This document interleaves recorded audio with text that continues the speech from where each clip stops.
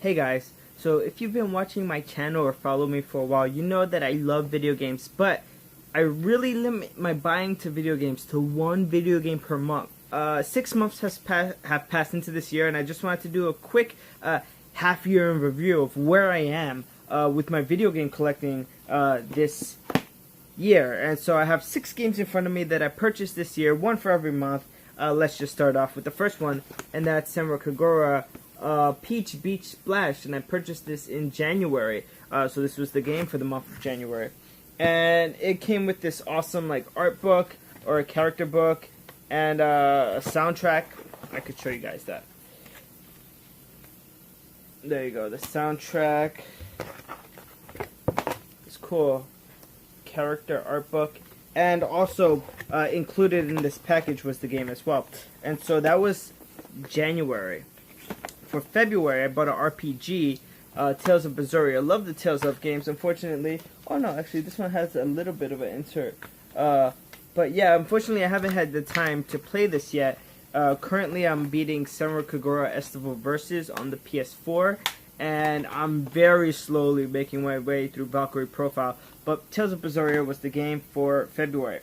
In March, I decided to go a little different. I purchased Axiom Verge. I damaged the box a little bit when I first opened it, and I still don't know how to open these cardboard boxes in such a way that they don't get damaged. But this game had like a lot of things. Well, I don't want to say too much, but it had like this cool poster. It had this art book that shows like the enemy designs and such, backgrounds, all types of stuff, and it also came with the game. If I can pull that out, there you go. And for an indie game, for a game that's based off pixel art, and it really reminded me of Turrican when I first saw people playing this on YouTube and such, and I figured, you know, I loved Turrican growing up. A lot of people also say it reminds them of the Metroidvania style of game. So, you know, I really loved Turrican while I was growing up and playing that game, and I figured I get this one because it reminded me of the other game, Superdimension Neptune versus Sega Hard Girls. And I still have the receipt in here, but this is the game. And I bought this mainly because I'm a big fan of the Hyperdimension Neptunia games. I have most of the games for the Vita. I don't think I have Producing Perfection though, but I have most of the games on the PS3, on the Vita, and the newest one, Four Goddesses Online. But I purchased this hopefully after I finish playing Valkyrie Profile. I'll go through like a few other games, and I might eventually get to this one. Hopefully. Yes, for May, I purchased the game Paradise on PS4. And so this is a shoot 'em up, but I like it because it came like with a DVD video as well. I don't know if this has English subtitles though. The video game is a shoot 'em up that was originally made for the Sega Saturn. And, you know, I used to love to watch people play this game on YouTube. I would look up videos, try to find out more about it. It's a shoot 'em up that takes place in an arcade. I think it's very hard. I'm not going to say it's bullet hell. Like, the number of bullets I won't consider a bullet hell shooter. But this game is very difficult. And it's also very expensive on the Vita. So I got it on PlayAsia, a lot less expensive than what it would have cost me if I had purchased it for the Sega Saturn. Sorry about that. I bought it for the PS4 and off PlayAsia. But yeah, I had a fun time putting this in, playing it for a few hours. Will I go back to it? Maybe. Maybe I'll try to go and finish the whole game.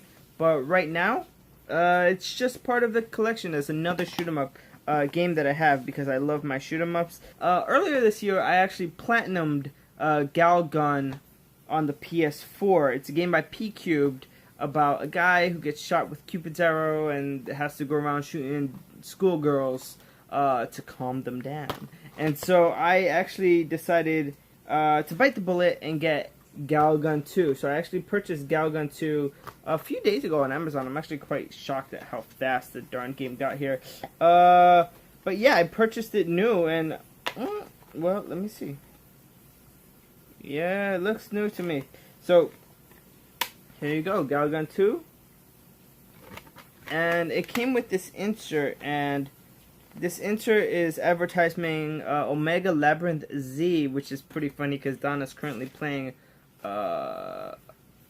Omega Quintet, which I believe is the game that came before Omega Labyrinth. See, they also have advertisement for Punchline, which looks like some kind of anime Song of Memories, which looks like a video game.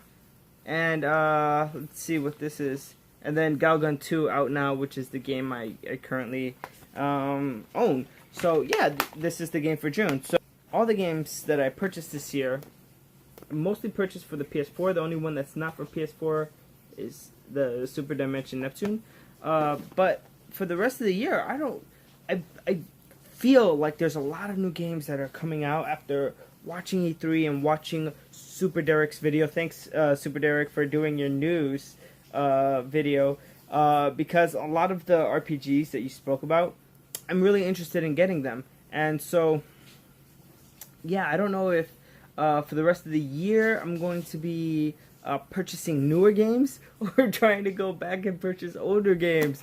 It's so hard to just buy one game per month.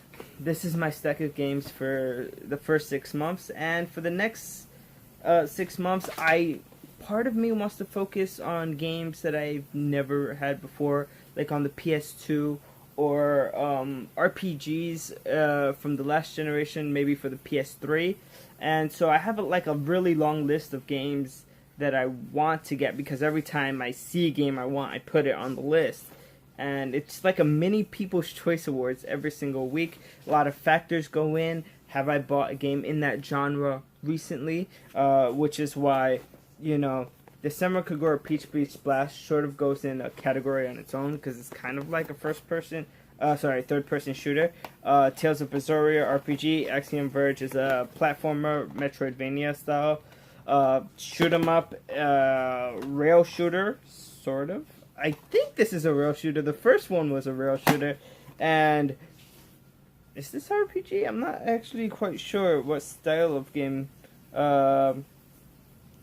this is. I think it is an action RPG. And so I try to buy a lot of diverse games that fit what I like in video games. Yeah, I think for the next 6 months, I'm going to try. I know I'm going to buy new games for my PS4 and for my Vita, but I'm going to try to fill in some of the holes from the previous generations. There's a few shoot 'em ups I want to get for the PS3, and also there are a lot of games I wish I had for the PS2. One of the games, for example, that I really want for the PS2 is Melty Blood Actress Again. And I have a swap disc, so I play Japanese games on my PS2. I can't play Japanese games on my PS2, and that's a game I really wanted, just because it's just an awesome arcade fighting game. So I think that's one of the main goals for the next 6 months. Somewhere in there, get Melty Blood. But other than that, yeah, I just wanted to give this quick update about the game collection, how it's changed. At the end of the year, so late December or early January, I'm actually going to be posting a video about the year in review, where I talk about, games I've beaten, games I've purchased for the whole year. So it's going to be all 12 games I purchased all year, and games I've been given as gifts. And so every year, for some reason, I never managed to beat 12 games. And so my list of games to play always increases, always increases. Maybe I should have a different rule, like only purchase a game after I beat one or something like that. But no, I really like the way this is going, because it makes me think hard, and I really buy games I want. With that said, thanks for watching, and keep on playing. Ciao.